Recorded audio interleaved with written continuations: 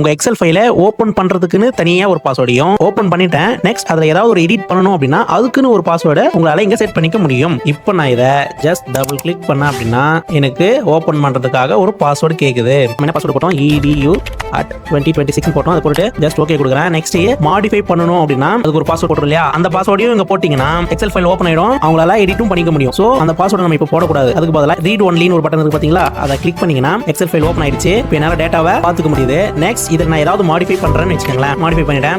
இப்போ நான் இதை சேவ் பண்ணணும்.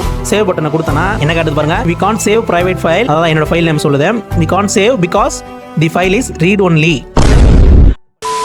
ஹலோ கைஸ், லாஸ்ட் வீடியோல ஒரு எக்ஸல் ஃபைலுக்கு பேசிக்கா எப்படி பாஸ்வேர்டை செட் பண்றது, அதுவும் ஃபைல் ஓபன் பண்றதுக்குன்னு ஒரு பாஸ்வேர்ட் அண்ட் எடிட் பண்ணணும்னா அதுக்குன்னு தனியா ஒரு பாஸ்வேர்டை எப்படி செட் பண்றதுன்னு ஸ்டெப் பை ஸ்டெப் பார்த்தோம். வீடியோ பார்க்கலனா வீடியோட லிங்க் டிஸ்கிரிப்ஷன்ல கொடுத்துருக்கேன், மறக்காம செக் பண்ணி பாருங்க. அந்த வீடியோ எண்ட்ல சொன்ன மாதிரியே செட் பண்ண பாஸ்வேர்ட்ஸை எப்படி ரிமூவ் பண்றதுன்னு இதை விட ஸ்ட்ராங் மெத்தட் ஒன்று இருக்குன்னு சொல்லியிருந்தேன் இல்லைங்களா. 100% சேஃபா உங்க ஃபைலை எப்படி என்கிரிப்ட் பண்றதுன்றதையும் தான் இந்த வீடியோல பார்க்க போறோம். ஸோ ஸ்கிப் பண்ணாம ஃபுல்லா பாருங்க. ஓகே, ஃபர்ஸ்ட் ஆல்ரெடி நம்ம பாஸ்வேர்ட் போட்ட ஃபைல் இங்க டெஸ்க்டாப்லயே தான் கிடக்குது. அதை டபுள் கிளிக் பண்ணி ஓபன் பண்றேன். பாஸ்வேர்ட் போட்டுக்கிறேன். அண்ட் தென் மாடிஃபை பண்றதுக்கான பாஸ்வேர்டையும் இங்கேயே போட்டுறேன். File open ஆயிடுச்சுங்களா. நெக்ஸ்ட் இந்த பாஸ்வேர்ட்ஸை ரிமூவ் பண்ணணும் அப்படின்னா சேம் நம்ம எப்படி பாஸ்வேர்டு செட் பண்ணமோ அதே ஸ்டெப்ஸ் தான் ஃபாலோ பண்ண போறோம். ஃபைல் மெனு ஓபன் பண்றேன். இங்க சேவ் அஸ் அப்படின்றத கொடுத்தீங்கன்னா சேம் டெஸ்க்டாப் தான் செலக்ட் பண்றேன். நெக்ஸ்ட் சேவ் பட்டனுக்கு பக்கத்துல இருக்கிற டூல்ஸ் ஆப்ஷனை கிளிக் பண்றேன் அண்ட் ஜெனரல் ஆப்ஷன்ஸையும் கிளிக் பண்றேன். இங்க நம்ம போட்ட பாஸ்வேர்ட், அதாவது ஆல்ரெடி ஓபன் பண்றதுக்கான பாஸ்வேர்டும் மாடிஃபை பண்றதுக்கான பாஸ்வேர்டும் இங்க போட்டோம் இல்லையா, அது இங்க ஷோ ஆகுது. அதை ஜஸ்ட் நான் எதுவும் பண்ண மாட்டேன், டெலீட் பண்ணிடுறேன். டெலீட் பண்ணிட்டு இப்போ நான் ஓகே கொடுக்குறேன். ஓகே கொடுத்துட்டு சேவ் பட்டனை கொடுத்தா இந்த ஃபைல் நேம்ல ஆல்ரெடி ஒரு ஃபைல் உங்க டெஸ்க்டாப்ல இருக்கு, நீங்க அதை ரீப்ளேஸ் பண்ணணுமான்னு கேக்குது. எஸ் கொடுத்துக்கிறேன். இப்போ நான் க்ளோஸ் பண்ணிடுறேன். இப்போ சேம் அதே ஃபைலே நான் ஓபன் பண்றேன். பாருங்க, எந்த ஒரு பாஸ்வேர்டும் கேட்கல. மாடிஃபை பண்ணி பார்க்கலாமா?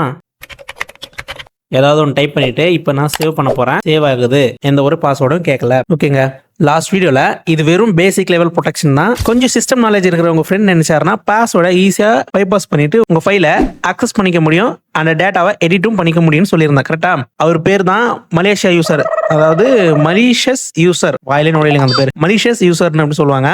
அவரால் கூட அக்சஸ் பண்ண முடியாத மாதிரி உங்க ஃபைலை சேஃபா என்கிரிப்ட் பண்றது எப்படின்னு இப்போ சொல்ல போறேன். நல்லா கவனிங்க. ஃபர்ஸ்ட் அதே ஃபைல் மெனு ஓபன் பண்ணுங்க. பட் இந்த தடவை இன்ஃபோ அப்படின்னு ஒரு ஆப்ஷன் இருக்கும். அதை கிளிக் பண்ணீங்கன்னா இங்க ப்ரொடெக்ட் ஒர்க் புக் அப்படின்னு ஒரு செட்டிங் இருக்கும். அதை கிளிக் பண்ணீங்க. இதுல என்கிரிப்ட் வித் பாஸ்வேர்ட்னு ஒரு ஆப்ஷன் காட்டுது பாருங்க.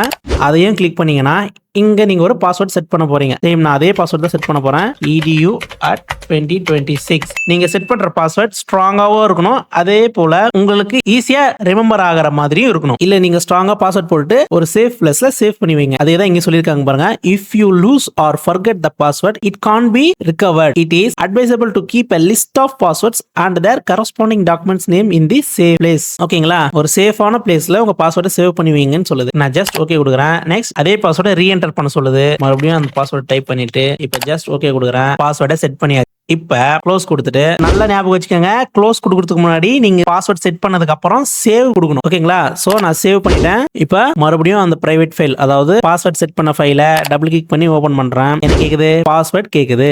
இப்போ நான் பாஸ்வேர்டை டைப் பண்ணிட்டு ஜஸ்ட் ஓகேன்றத கொடுக்குறேன். ஃபைல் ஓபன் ஆகிடுச்சு. இந்த மெத்தட்ல ஃபைலை என்கிரிப்ட் பண்றதுனால எந்த மலிஷியஸ் யூசர்னாலையும் அவ்வளோ ஈஸியா ஹேக் பண்ணி உங்க ஃபைலை அக்சஸ் பண்ண முடியாது. அதுக்குன்னு ஹேக் பண்ணவே முடியாதுன்னு சொல்ல மாட்டேன், ஒரிஜினல் ஹேக்கரால கண்டிப்பா ஹேக் பண்ண முடியும். சோ உங்க ஃபைல் செக்யூர் அண்ட் சேஃபா இருக்கணும் அப்படின்னா அதை நீங்க தான் பத்திரமா பாத்துக்கணும். அண்ட் அந்த ஃபர்ஸ்ட் மெத்தட்ல செட் பண்ண பாஸ்வேர்ட்ஸை எப்படி மலிஷியஸ் யூசரால மாடிஃபை பண்ண முடிஞ்சது அப்படின்றத தெரிஞ்சுக்கிட்டு நீங்களும் ஒரு மலிஷியஸ் யூசர் ஆகணும் அப்படின்னா கமெண்ட் செக்ஷன்ல மலிஷியஸ் யூசர்னு டைப் பண்ணிடுங்க. கண்டிப்பா அதுக்குன்னு ஒரு வீடியோவை நான் மேக் பண்ணி போடுறேன். சோ அவ்வளவுதான் கைஸ், ரெண்டு மெத்தட்ல எப்படி எக்ஸல் ஃபைலுக்கு பாஸ்வேர்ட் செட் பண்றதுன்னு கண்டிப்பா தெரிஞ்சிருப்பீங்க. வீடியோ யூஸ்ஃபுல்லா இருந்துச்சு அப்படின்னா ஒரு லைக் பண்ணிட்டு இதே மாதிரி யூஸ்ஃபுல் எக்ஸல் டியூட்டோரியல் வீடியோஸ் பார்க்க சேனலை சப்ஸ்கிரைப் பண்ணி வச்சுக்கோங்க. தேங்க்ஸ் ஃபார் வாட்சிங். டாடா, பை.